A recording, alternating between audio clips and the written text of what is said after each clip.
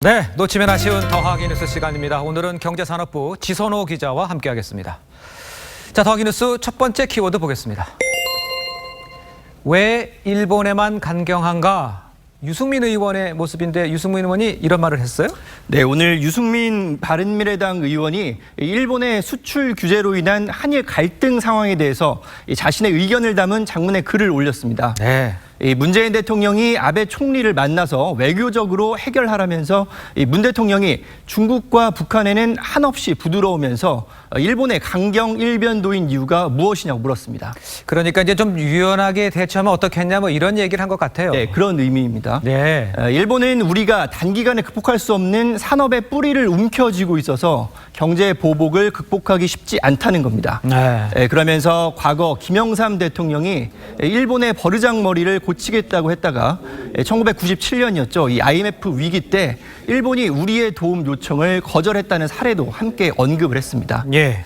정치권에서는 이 박지원 민주평화당 의원이 이런 얘기를 또 SNS에 올렸는데요.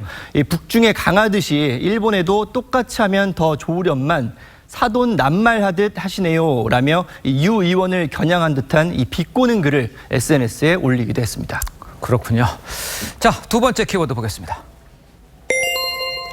자, 죽창가에 꽂힌 조국 동학혁명 운동에 나오는 그 죽창가. 그건데 조국 수석이 이걸 언급했나 봐요? 네, 그렇습니다.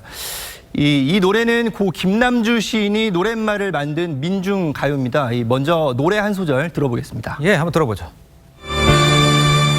이듬해는 날라와도 불어 꽃이 되자에 꽃이 피우는. 네, 이런 노랫말로 시작하는 민중가요인데요. 이 예. 조국 수석은 동학농민운동을 소재로 한 방송사 드라마를 보다가 예. 이 노래가 나오자 한참 잊고 있었다면서 이 죽창가 노래를 링크했습니다. 이 최근 한일 갈등 상황에 무관하지 않은가 보여요. 네, 무관하지 않아 보이는데요. 예. 이 앞서도 조 수석은 이념과 정파를 떠나 실질적인 극의를 도모하자는 내용의 한 언론사 칼럼을 게재하기도 했습니다. 이 정치권에서도 반응이 나왔는데 이 바른미래당은 논평을 내고 일본을 향한 죽창이 되자고 선동을 하고 있다라고 강도 높게 비판했습니다. 그렇군요. 자, 마지막 키워드 보겠습니다.